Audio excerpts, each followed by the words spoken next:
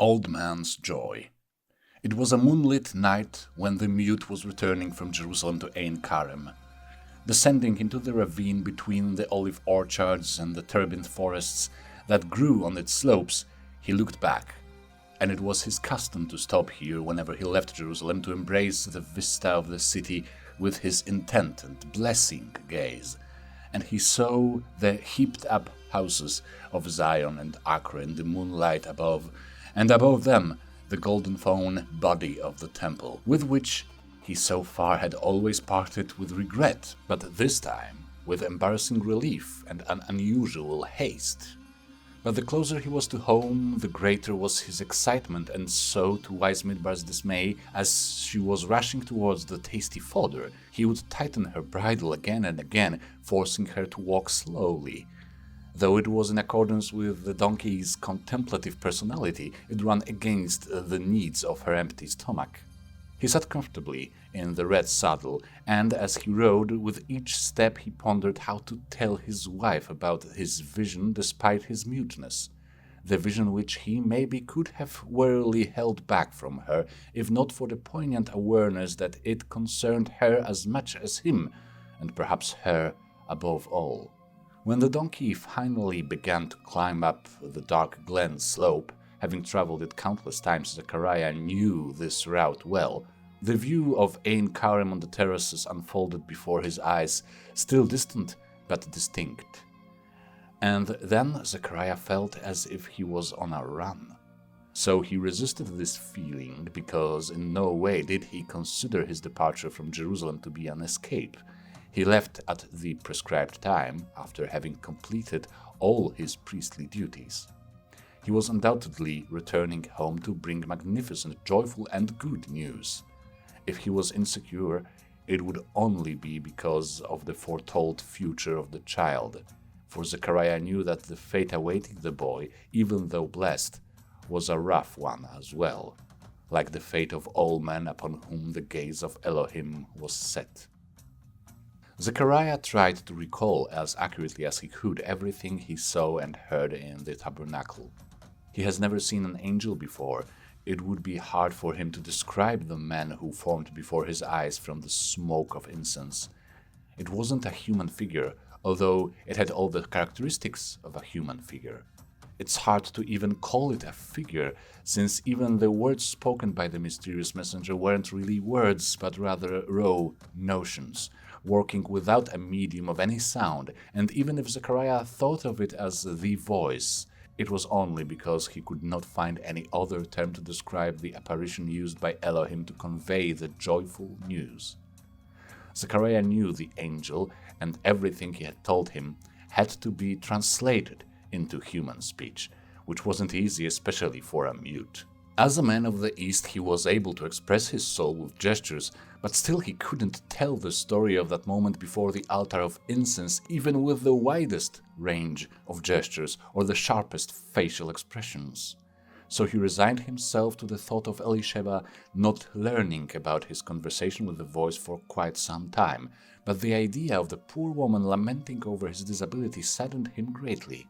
And so he felt somewhat resentful with the voice for resorting to such an elaborate act instead of simply binding him with a solemn oath to keep the happening in the tabernacle a secret.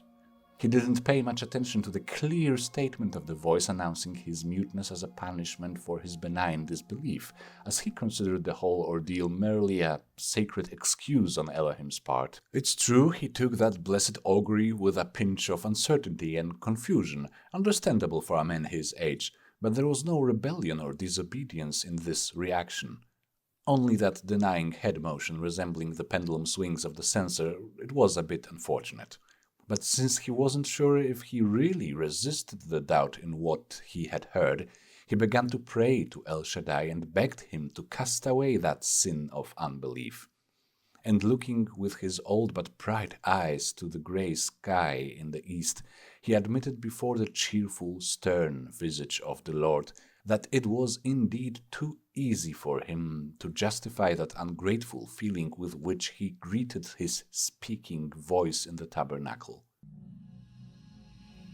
The sun was already rising when Zechariah, rocking on the back of the wise donkey Midbar, arrived home and stretched his arms helplessly towards Elisheba, awaiting him at the doorstep. It took a longer while before she understood Zechariah had lost his tongue. She looked at her husband with terror. Nebulously, she recalled the voice of her deceased father, also a priest, who used to say that great things can arise from silence. Driven by a premonition, she quickly associated her husband's sudden disablement with her own condition, which she had not yet been able to tell him about. During his absence, she had discovered to her joyful surprise that she was in a blessed state. Shocked by this discovery, she couldn't wait for her husband to return. When she was doing her chores, dishes fell out of her hands. She wandered aimlessly around the house, praying fervently and thanking Elohim for raising his horn over her and for showing her his favor and for creating the miracle in her womb. But as she passed her neighbors, she kept her head down. She was just as quiet and modest and just as ashamed as before, only now not with the bitter shame of bareness, but with the sweet shame of bearing a child. Looking at Zechariah, she decided to be careful with her premonitions and ideas, and with cold calculation, she listened to her inner voice, trying to examine its source warily. If there really was a connection between Zechariah's silence and the voice of her womb, the child to be born would be destined to fulfill a higher purpose, but Elisheba in her humility dreaded to think about it. Unwilling to sin with pride, she preferred to admit her feelings were confused rather than look for a divine sign in her husband's sudden muteness. Contemplating all these matters, doubts, suspicions, the uncertainty, the mystery, the angst, she came to the conclusion that the mysterious and unexpected crippledom of her husband was a good thing. Poor Zechariah was not always able to remain silent, and, befittingly for a good person, he liked to share all good news with the neighbors, but now, by his disablement, he was cured of his kind-hearted verbosity, so that whatever he hears, he will keep a secret. Facing her husband, Elisheba looked tenderly upon his old wrinkled face and was glad that he could not speak, while Zechariah, looking with equal tenderness at the weary face of his aging wife, lamented deep in his heart that he could not tell her everything. And so they stood facing each other for a longer while, rejoicing in the same idea and lovingly hiding it within their hearts, until at last Elisheba leaned towards her husband and trustfully whispered a few words in his ear. Zechariah, deeply touched, gave way to a sudden delight and tilted his head back. Recalling in his mind King David, who had danced before the Ark of the Covenant in the streets of Yerushalayim HaKodesh and had leaped and clapped his hands in the presence of Elohim, Zechariah began to dance and leap and clap around the bewildered Elisheba. It seemed to him, in a vague and far image, that the fruit which his old wife was bearing in her womb was the voice of the lost Ark of God. Unable to sing out loud, since his lips were mute, he silently sang a psalm, "Not unto us, O Lord, not unto us, but to your name give glory." And Elisheba read from his lips that this dance was accompanied by the words of praise to El Shaddai, God Almighty.